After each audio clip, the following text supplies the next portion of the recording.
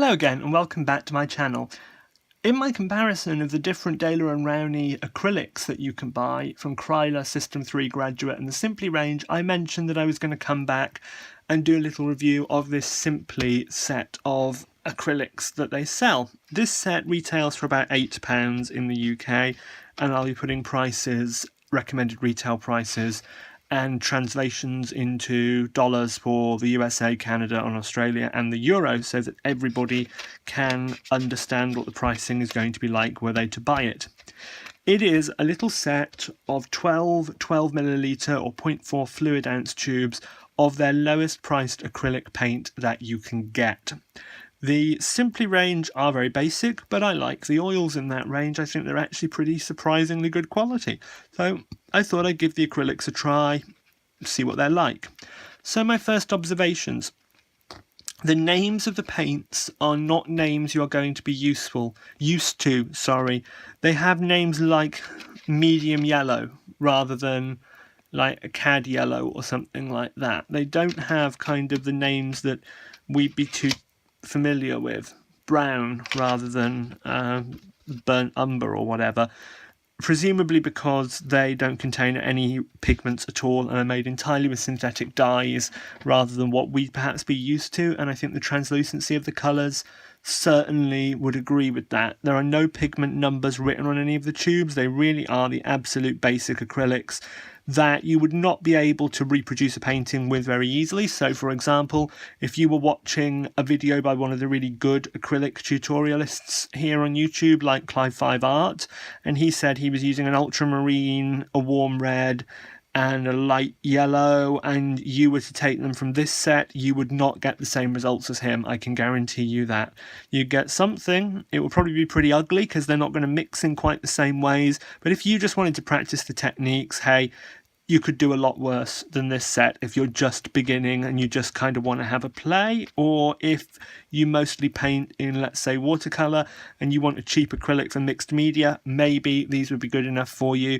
If you're a scrapbooker or an art journalist and you just wanted a cheap acrylic and you don't want to spend money on something by someone like Dina Wakley or Diane Reevely, even though their products are absolutely amazing, even if you're just not sure, do I want to use these acrylics or not, and you don't want to invest in their products yet, should you buy this set? I don't know. I think you should always buy the best you can afford, and my honest view on it is that if you were to buy a really, really good acrylic like an artist's acrylic or even an art journalist's acrylic like the wonderful ones that Diane Reevely makes, you'd probably get better results, and then you'd be more pleased with yourself, and then you'd be more likely to experiment. But if you just want something for doing a little bit of colour here and there, yeah, these might do absolutely just the job for you. So they come in these little 12 milliliter tubes. The texture of the paint you can see in my other video, as I think I showed it in there. There's not really a lot I can say about them. They're quite squishy. They are not really stiff acrylic.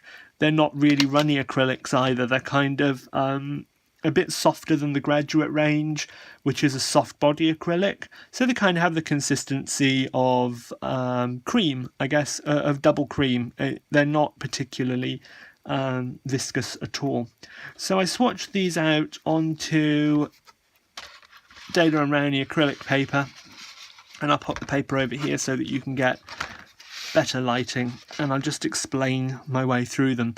This paper has a texture that is kind of like mock canvas that is printed onto it, or embossed onto it I should say, only on one side, and it has a good tooth and it holds the paint really well. Acrylic dries pretty fast, but it cures over several days. These have only been drying overnight, so they're not a fully cured set of colours at the moment. So I'll go through the colours you get. There is a white, which is fairly opaque, medium yellow, fairly opaque, brilliant red, fairly opaque, scarlet, which is a more orange red and that is not quite as opaque, violet, which is really not opaque, and ultramarine, which is fairly opaque, and actually I think that is a really nice ultramarine in terms of the hue. I think it's a really nice colour. You have two greens here, a medium green which reminds me of sap green, and a dark green here which reminds me of a chromium oxide green or a viridian, and they're not particularly opaque and they're not very good for coverage, but they're nice colours. You have a yellow ochre, which is pretty good yellow ochre, fairly opaque, a light brown, which is quite a nice reddish brown.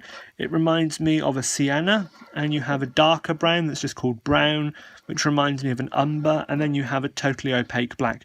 So they're pretty good, and I will put some stills of this taken under better lighting into the video at this point so that you can have a proper look at it. So I thought, actually, you know what, they're reasonably good on their own. They do okay, but how do they mix with each other? So one of the tests of mixing that I like to do is see what kind of blacks you get. And one particular pair of ways we make blacks is by mixing either purple with yellow or a reddish brown, like one of the siennas, with ultramarine. So I tried both of these here and here, and I didn't get a black or a particularly neutral tint. So this mixture of violet and medium yellow, and I kept adding more violet to this mix, but it just stayed so yellow because the pigment load of the violet is so low. You'd have to add absolutely tons of it to fully neutralize all of that yellow. This mixture of light brown with ultramarine has really just given me something that looks more like the dark brown. So what I've really done is I've made the light brown and the dark brown through mixing, which is not what I wanted. I wanted something much more like black. And being a good scientist, I decided to do a control. So I used two colours from System 3. That's the amateur artist or good student grade that the same company sell. And I mixed deep violet, which is a dioxazine violet, with a cad yellow deep hue, which is a diarylamide yellow, and I mixed those together in roughly equal out of the tube proportions and got this slightly warm black. So that worked pretty well. You can see these are not as dark as this. So from my point of view, these don't mix brilliantly. They don't make very good mixes, and it will probably be very, very muddy when you're mixing some of the colours. But you know what? If you just want to kind of do single painting, if you don't want to mix the colours, you just want to use them to add some colour to an art journal or a scrapbook, but you don't want to try and paint a photo where you would have to mix colours to do exact matching, then yeah, they're probably great for you. But if you do want to mix colours and do things properly, I would recommend the graduate range, which is one step up.